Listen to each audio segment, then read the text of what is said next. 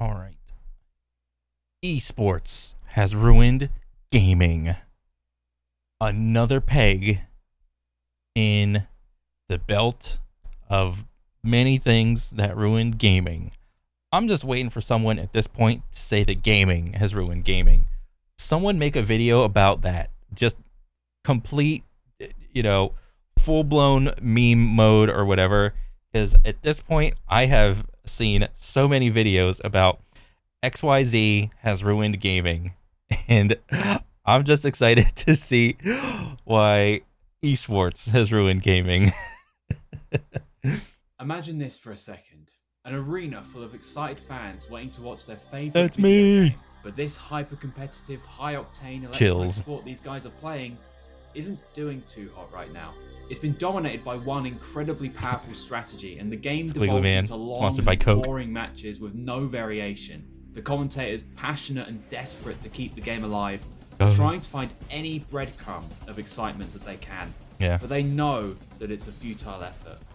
I mean, to be fair, all right, I could make the same things, the same assumptions and comments about real sports, okay? What's the number one sport in the world? It's soccer, all right? But, you know, I'm going to talk about this from at least from American perspective. If soccer is so boring to watch for me. So the whole commentators clinging on to any type of breadcrumb of excitement can easily be applied to any other sport. Baseball, basketball, golf, football. I mean, I can watch all of those and be completely bored. So, I don't know. As the tournament goes on, people start to leave the arena, sponsors lose faith in the game, and eventually, the developer's baby and work of passion has been forced to shut down. Oh. This scenario is a game developer's absolute worst nightmare, especially in an era where the expectation is that every new multiplayer game release eventually turns into a hyper-competitive esport.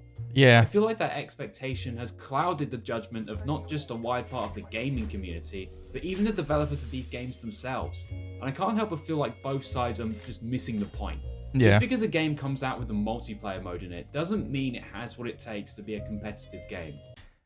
Yeah, this is true. Like, a developer pushing a game towards esports is completely different than the community of a game making a scene out of the game and turning it into like an esport. The best example I can use is what was it? Super Smash Melee. Nintendo has completely abandoned Super Smash like Melee in America or whatever. And when they made the game to begin with, they just wanted it to be a party game. And that was it. Casual party game. Easy to learn, hard to master type deal. But you know, it wasn't until it came out and time went on and people just, you know, constantly just coming up with new tech for it. Oh, you can wave dash. Oh, you can animation cancel this and this. Oh, people are going to come out with tier lists. And if this guy can beat that guy and he knows this tech, he can beat that guy or whatever. So it's just like, that's the best example I can give of like a developer not peddling an esport. You know, so many games nowadays, it's like if the multiplayer game can't be like esportized, then it's like everyone's just throwing their hands up at that point, you know? Otherwise, we'd be seeing $1 million Mario Kart tournaments crop up everywhere. So what sets Mario Kart apart from, say, League of Legends or... Are there Mario Kart tournaments or whatever? I have never seen any. I'm sure there is to some degree. I'm sure there's like some community that's like, yo, they just shit talk on Mario Kart. You're fucking trash, bro. You can't even slide around that corner. Oh my god. There has to be, you know, because like Melee or just like Super Smash in general has always been like the esports Nintendo thing or whatever. Never has it been like Mario Kart, which is like, you know, casual racing or whatever. Street So, Fighter? And what makes a good esport? Well, to answer that question, I'll go through the reasons people seem to think are true, but really aren't. oh, There's a developer common support. notion that rampant dev support is needed for a game to be successful in a tournament. Oh no, this is quite the opposite.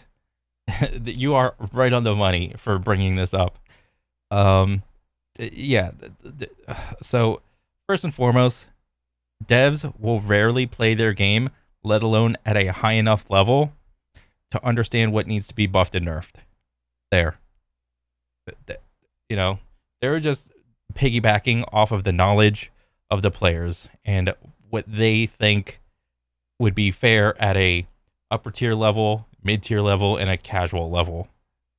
So, in trying to hit the like a good mark for each of those levels on one character is insanely hard. Setting. That without millions of dollars from the developers and Coca-Cola sponsorships at every event, then your game is just going to die. In reality though, all the developer support can really do is artificially make the game seem like it's alive, when it very likely would be Yeah. abandoned if there wasn't any monetary incentive to play competitively. Yeah. Games like Fortnite had to learn this the hard way, because although the Fortnite World Cup had the biggest prize pool in esports history and a massive arena full of rabid children, it still couldn't escape the fact that the game itself doesn't make for a good viewing experience, because all you see is a battle of who gets the luckiest with their weapon drops and which player can build a tower the fastest instead of actually shooting the other guy. Yeah, this was a huge turnoff for me. And in an attempt to like get into Fortnite, I was just like, this is dumb.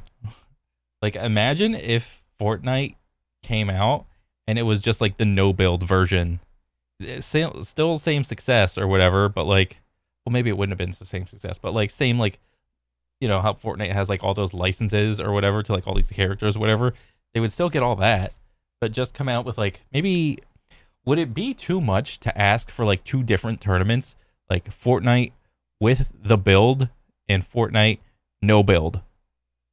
Would that be too much, or is that just like a stupid thought or whatever? I mean, I don't even know if they have that like implemented or whatever.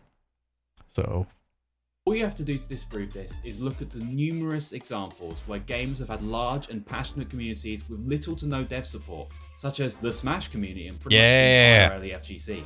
These games were, or still are, alive and kicking, with only the passion of a few players and grassroots crowdfunding efforts to keep tournaments running. Smash especially shows this fully, considering Nintendo has tried to kill its competitive scene in every way imaginable since its inception. Some people are going to say that fighting game tournaments have had full developer support and big sponsorships for about a decade now, so I can't use them as an example because they're using the same things to grow themselves that I say don't grow esports. And although that is true, the devs wouldn't have done much to grow the FGC in the first place if it hadn't had that backbone of passionate grassroots support from the 90s and 2000s. what a big fat true. Hell yeah. And honestly, all this like grassroots stuff, this probably most likely spawned because of like all the arcade cabinets, you know, that you had like back in the day in the bowling alley. When you go to the bowling alley, you know, maybe you'll go play some Street Fighter or Tekken or whatever. And then off of that, it's like, oh, maybe I'll get a console now. Oh, I'll just go buy Tekken on console and just play that game. And then, oh, I'll invite my friends over to play. And then I'll just smash all of them with Eddie Gordo when I spam the kick buttons and just spin around and just infinitely combo them. Dev support simply can't prop up a bad esport, and similarly, adding metric shit tons of content to a game through patches isn't going to do that either. Well, to be fair, most of this isn't really content, all right? To be fair. Frequent battle passes, skins, new maps, weapons, and characters are a common thing to see in modern games. Yep. And they admittedly can be a great way to keep adding to a great base game, refining the experience to its absolute best. But they are only at their most effective if there aren't any other glaring issues outside of the game's content. It doesn't matter how many skins and characters Multiverses adds, it's not going to fix the server connectivity issues and the lack of modes other than online versus. Oh dang, I didn't even know on like multiverse was still a thing. Huh. That's crazy. And they still got like dog shit servers? Or you gotta get your eggs like straight or whatever. What's that saying?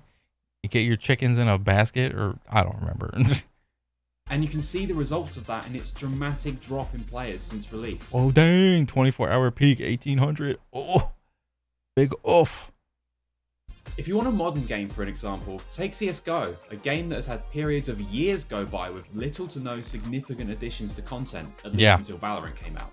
Yes, CS:GO is probably one of, if not the best chance of a game being incorporated into the Olympics, because it's easy to understand what's going on. You know, there's the counter terrorists and the terrorists. Get the bomb, put it on the site, or kill the other players. That's it. Once that happens, the team gets a point. All right, that's it. It's pretty easy to understand. And it is still one of the biggest and most beloved esports of all time. Having too little content makes a game feel shallow and unfinished, sure, but adding too much content can make a game feel bloated or even negatively impact the game experience if the new map or weapon favours a degenerate strategy. Smash 4 was a perfectly fine game that received constant updates including new stages and characters. Oh yeah. And these characters added a lot to the game. However, the final DLC character, Bayonetta, ended up ruining the game so badly that Nintendo shipped out an emergency last-minute patch to fix her, which didn't end up doing much, so after they abandoned the game, it turned into such a toxic experience that two 15-year-olds decided to have a standoff in EVO Grand Finals. Bro, what is going on? What is this? I don't know. I was stalling for time. And I know what you're Good. thinking. Ardrid, if there's something degen in a game, they should just nerf it. And I fully agree, but let's focus on that point a little more. Because all of these big company sponsorships and content altering patches pale in comparison to the most important thing that everyone says a good esport must have. The elusive and ever desired Oh, don't say loot box, bro. I swear to God, if you say loot box, concept of balance. Oh. It's the idea that as many options in the game should be viable at the highest levels of play, and through that, the metagame will be healthy and intriguing for the players, and a fascinating experience to watch for the viewers at home. Balancing a game is always tough, and there's a ton of different philosophies you can use to accomplish it. Yeah. The one that has propped up over the last few years is the idea of perfect balance, that everything should be as equal as possible for a game to be any fun competitively.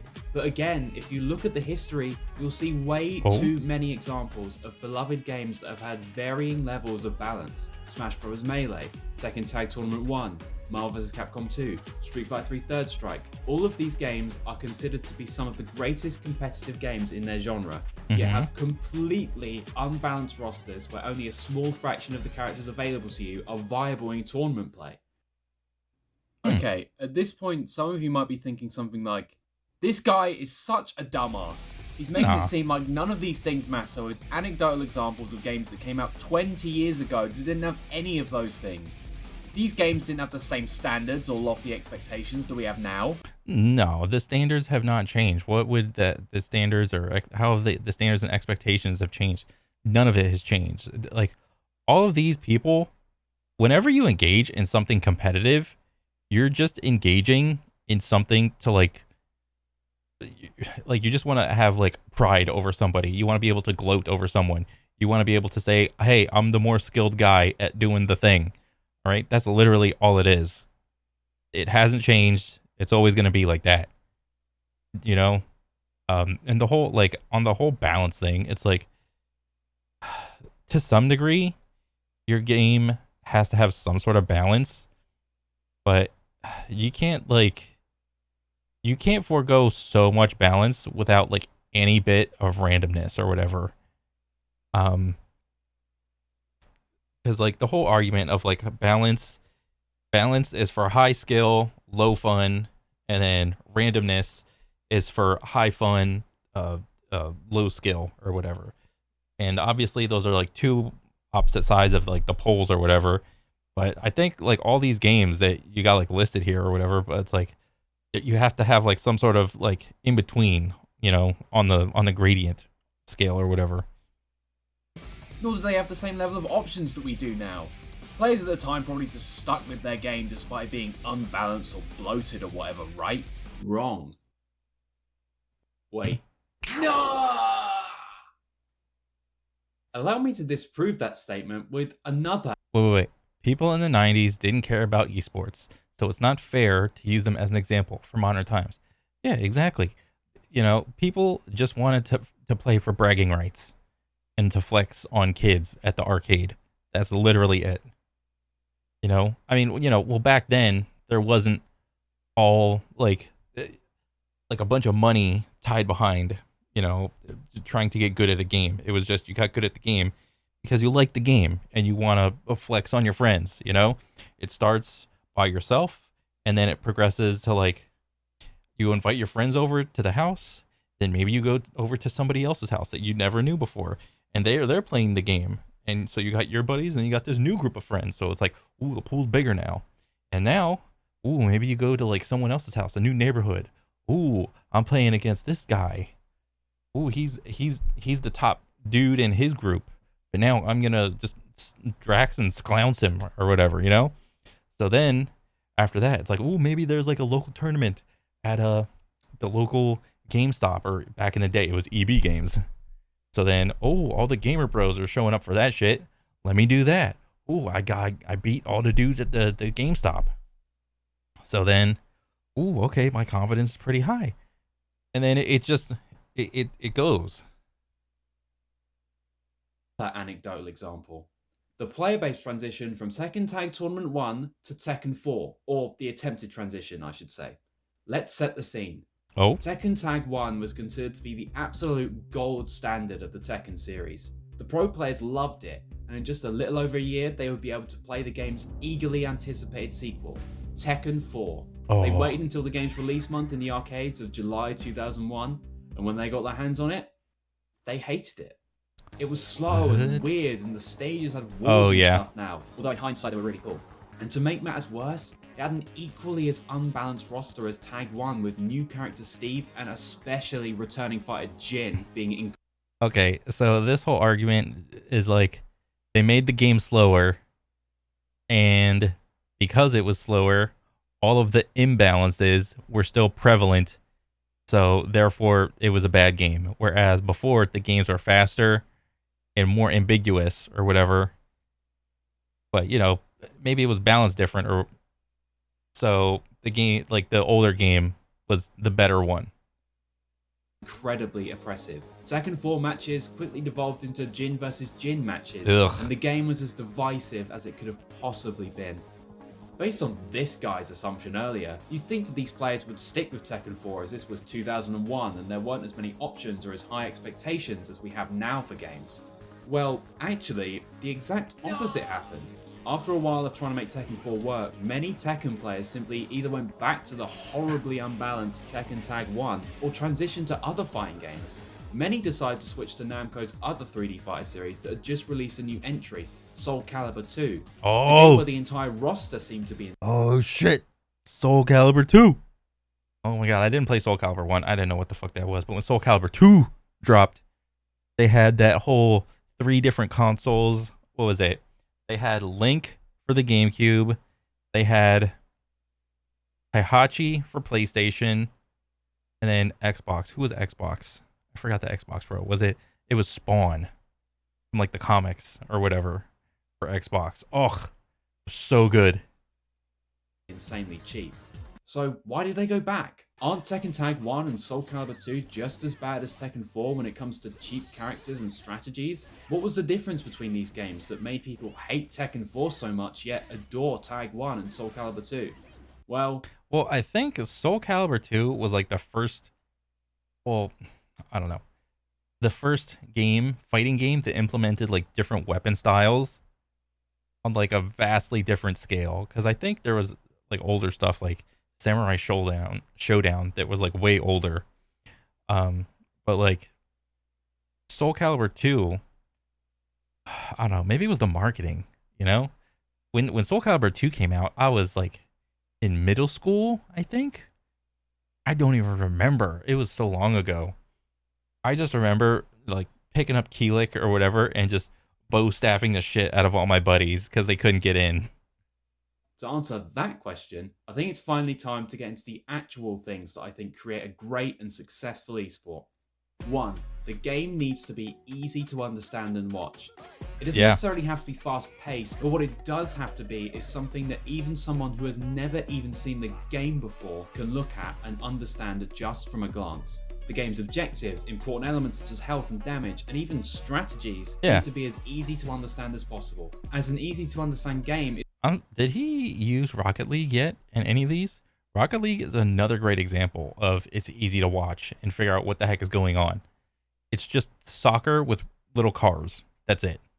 it's going to have a much simpler time bringing in new players than a visual clusterfuck like Fortnite's pro scene. Overwatch has consistently run into this problem with its esports circuit too, where there are just so many particle effects and stuff happening on screen with no downtime whatsoever that it's overwhelming for people who don't understand the game inside and out.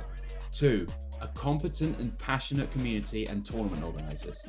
I'm not talking about some random bog standard event organizer. I'm talking about someone from the community of their game that's passionate and hardworking. Usually someone who was a diehard player themselves who transitioned into TOing.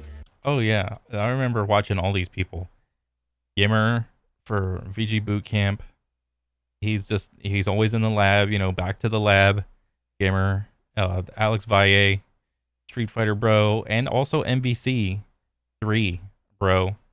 And then Ken Chen for StarCraft.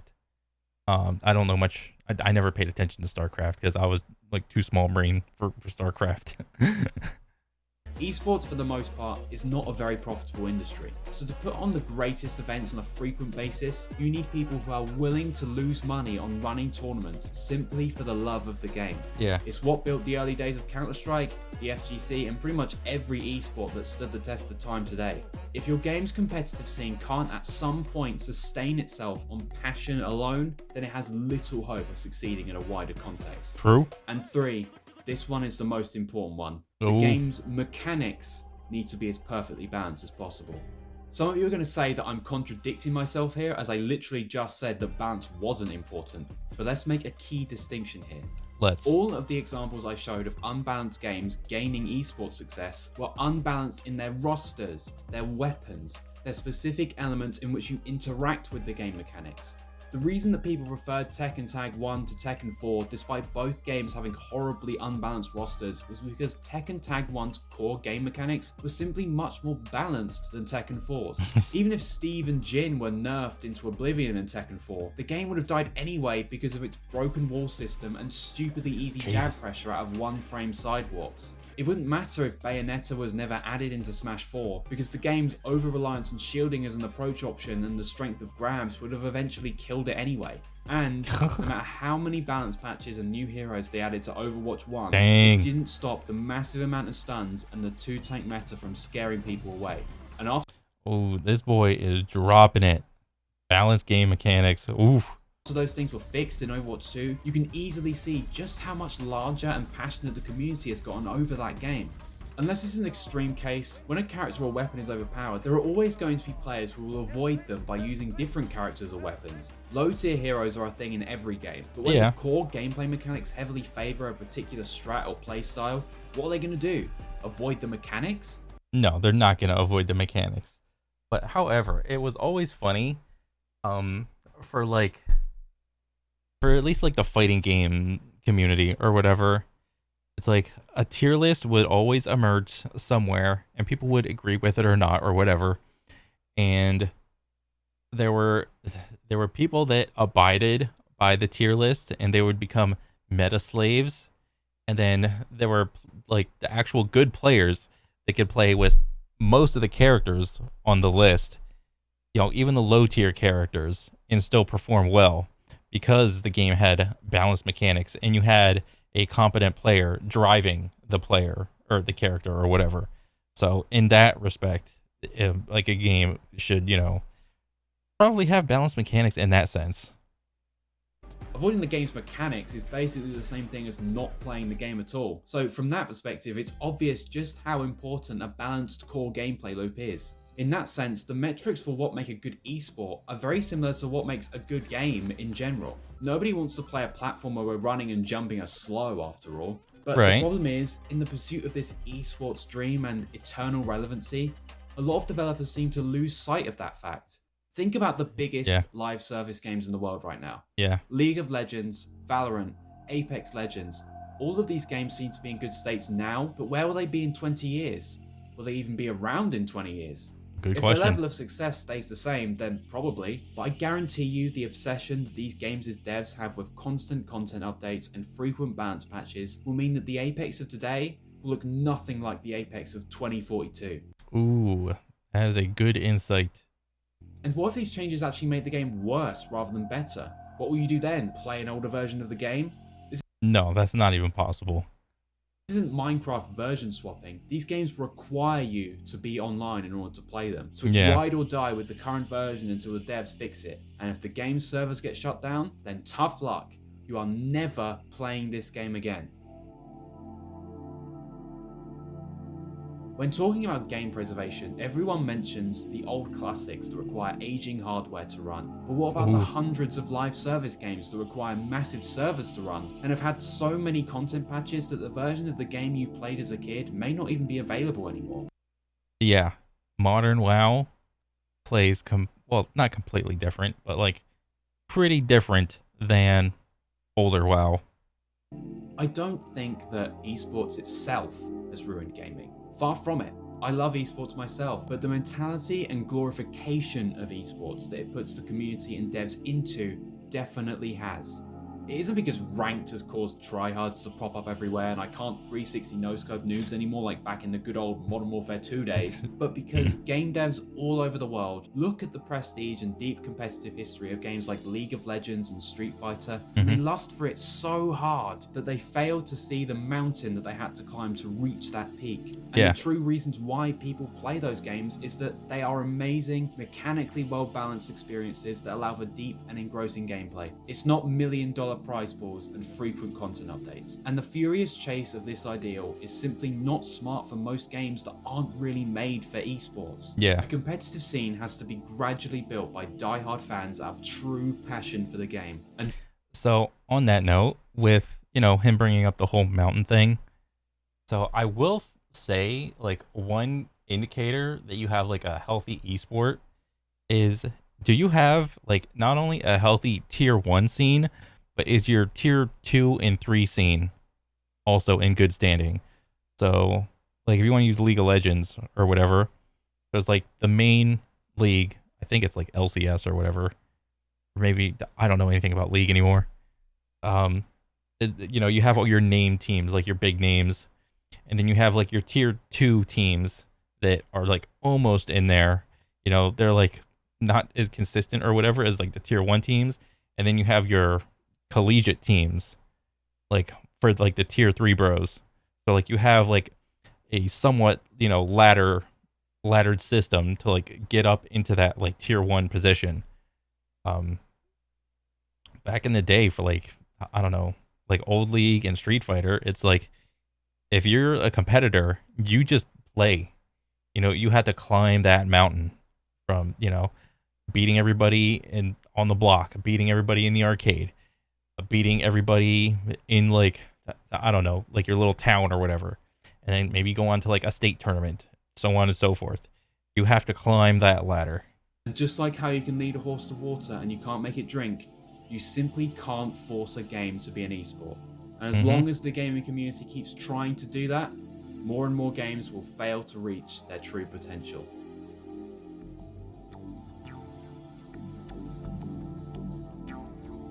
Oh dang.